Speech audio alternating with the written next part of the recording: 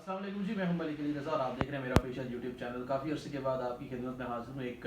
Political vlog के हवाले से। नाज़रीन, आज जो कि सिचुएशन चल रही है पूरे हमारी सियासत के हवाले से देख लें या पीडीएम की या इमरान खान साहब की। इमरान खान का नाम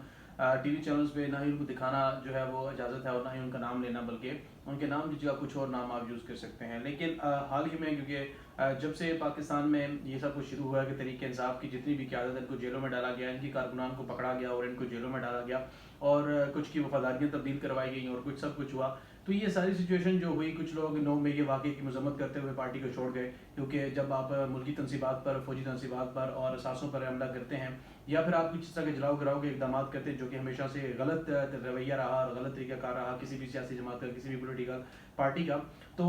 इससे ऑब्वियसली बहुत से लोग मुतनफ़र हो जाते हैं, दिल टूट जाते हैं और लोग पार्टी छोड़ जाते हैं। अब सिचुएशन जो इस दफ़ा क्रिएट की गई है और अब जो सिचुएशन आई है कि हाल ही में इसराइल में जब इमरान खान में और पाकिस्तान के हवाले से अगर बात की गई है कि पाकिस्तान में जो इंसानी हकूक़ की खिलाफ वर्जी हैं उनकी खिलाफ वर्जी जारी है, उस पर बात की गई है। तो तमाम जो हुकूमती रहनुमा हैं, तमाम जो बशमूल वज़ीर-ए-आज़म साहब, बशमूल हमारे सियासी और पार्टी और जो उनकी कारकुनान हैं, जमातें जितनी भी हैं पीडीएम की, वो सब इस पर तनकीद कर रही हैं कि अब पता लग गया कि इमरान खान इसराइली एजेंट है या जो भी है, व्हाट्सएवर कुछ भी कहते हैं। तो लेकिन जवाब दर जवाब होता है, लेकिन सवाल दर सवाल होता है। इसीलिए जब बात की जाती, जब पहले भी ये कहा गया था पीडीएम की नई हुकूमत आई थी तो मौलाना फजल रहमान समेत और इनके कुछ ऐसे लोग थे जो कि इसराइल के दौरे पर गए थे और उस इसराइल के दौरे के दौरान बहुत सारी चीज़ें भी हुई और जिसको खुफिया भी रखा गया। उस पर जब सामने लाया गया इस चीज़ को कि ये दौरे पर गए थे, तो उस वक्त जो है वो इसराइल में बैठे हुए एक रिपोर्टर ने ये खबर दी थी कि वहाँ पर ये मौजूद था पाकिस्तानी डेलीगेशन, तो उस पर हुकूमत ने चुप साध रखी थी। और आज जब इंसानी हकूक़ की खिलाफवर्जी के बारे में इसराइल से पाकिस्तान के लिए आवाज़ उठ रही है, गो कि हमारे उनसे सफारती मजहबी जितने भी ताल्लुकात हैं वो नहीं है और ना ही होने चाहिए, ना ही हमारे मंशूर का हिस्सा है, ना इन चीज़ों का हिस्सा है। लेकिन अफसोस के साथ ये कहना पड़ता है कि हमारे जितने भी सियासी लीडरान हैं, क्योंकि इनको सिर्फ और सिर्फ इस वक्त अगर देखा जाए जो इलेक्शन कैंपेन है उम्मीद पाकिस्तान के नाम से मुस्लिम लीग नून ने जो ज़राए के मुताबिक खबर आई है कि उन्होंने इस कैंपेन का आगाज़ करना है। और इस कैंपेन को अगर देखा जाए तो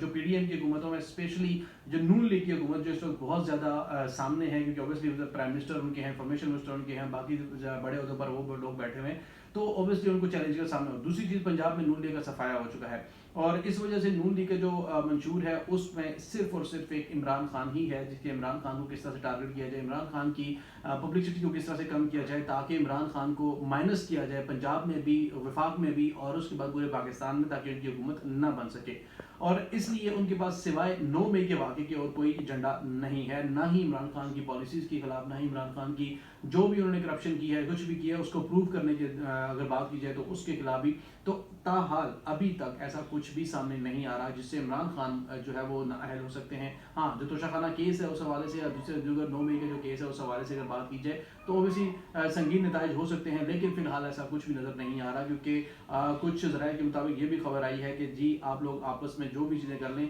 लेकिन इस चीज़ को फिक्स किया जाए और इस मामले को लेकर जाया जाए। आज शहबाज शरीफ साहब ने, वज़ीर-ए-आज़म साहब ने भी ये कहा कि 14 अगस्त को हमारी हुकूमत खत्म हो गई है, तो तकरीबन 13 अगस्त की रात 12 बजे से पहले पहले ये हुकूमत खुद ब खुद ये खत्म हो जाएगी। और ऑब्वियसली जब ये खत्म होगी तो एक निगरान सेटअप आएगा और निगरान सेटअप के लिए कौन है, उनके नाम भी गर्दिश सोशल मीडिया पर कर रहे हैं।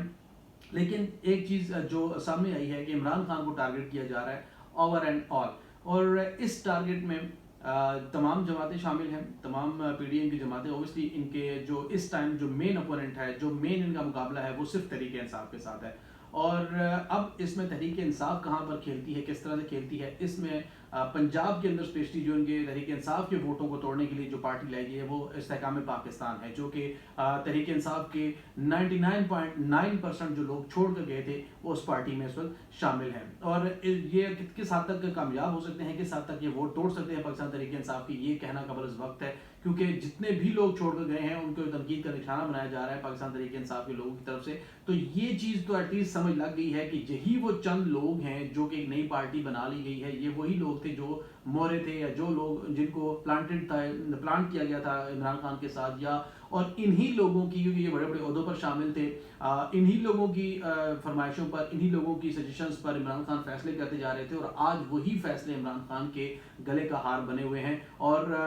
वो ऐसा फंदा बन चुके हैं जो इमरान खान को ना तो कुछ आगे बढ़ने दिया जा रहा है। और जो एक इमरान खान का जो सियासी जमात का जो बयानिया बनाया गया था फौज के खिलाफ कि फौज को हमने टारगेट करना है, एस्टेब्लिशमेंट को टारगेट करना है, तो उसमें इन्हीं लोगों का हाथ था और आज वही इनको नुकसान दे रहा है। तो अब इमरान खान साहब को भी समझ आ गई है कि किस तरह से वो गलत ट्रैक में खेलते रहे हैं, जो और उनकी सोशल मीडिया के जो इन्फ्लुएंसर्स है वो भी किस तरह से उनको गलत ट्रैक पे लाया गया है। लेकिन अब आहिस्ता आहिस्ता ये रिकवरी होती है, लेकिन रिकवरी जब कहते हैं कि जब आप इस चीज़ पे एक दफ़ा टारगेट हो जाएं तो उसके बाद दोबारा से वो चीज़ें नॉर्मल नहीं होती हैं। आज एक अहम खबर भी सोर्सेज के साथ जो सामने आ रही है कि DGISI जो कि हैं जनरल नदीम साहब, उनको भी 1 साल की तौसीह दे दी गई है। तो अब देखना ये है कि अब ये अगला लाहेअमल किस तरफ जाएगा। इस वक्त जो मेन इंपॉर्टेंट जो चीज़ है वो है इलेक्शन, और वो 14 अगस्त तक इलेक्शन जो है वो अनाउंस करेंगे। 14 अगस्त के बाद इलेक्शन कमीशन ने डेट देनी है जिसमें इलेक्शन होंगे और आम इंतखाबात में कौन किस तरह से जीतेगा और किस तरह से वोट पोल होंगे, क्या चीज़ होगी, ये इलेक्शन के नतीजे जो है वो डिसाइड करेंगे कि किसको कौन वज़ीर आज़म बनाता है और कौन नहीं। जबकि पाकिस्तान पीपल्स पार्टी की तरफ से ये कहा गया है कि बिलावल भुट्टो मुस्तकबिल के वज़ीर आज़म है, और हमारी इतलात के मुताबिक भी जो चीज़ें सिचुएशन लग रही है उसमें भी बिलावल भुट्टो अगले आने वाले वज़ीर आज़म होंगे। और अगर कोई अनहोनी होगी या कोई भी ऐसा चीज़ होगा जो कि बहुत आउट ऑफ द वे जाकर हुई तो फिर कोई और आ सकता है। लेकिन इस वक्त 90% जो चांस है वो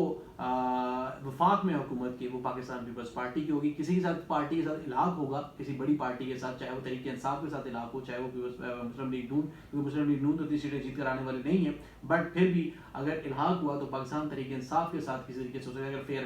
इलेक्शन हुए तो फिर वज़ीर आज़म इनका बन सकता है। लेकिन अब ये डिसाइड करेंगे इलेक्शन, तो देखते हैं इलेक्शन में किसका पलड़ा भारी होता है। अब तक के लिए इतना ही। मज़ीद वीडियोज़ के लिए आप हमारे चैनल को सब्सक्राइब कर लें, और बहुत सारी अंदर की खबरें हैं वो भी आप तक पहुँचाएंगे, लेकिन अगले आने वाले व्लॉग में। आप तक के लिए हाफ़िज़। पाकिस्तान जिंदाबाद।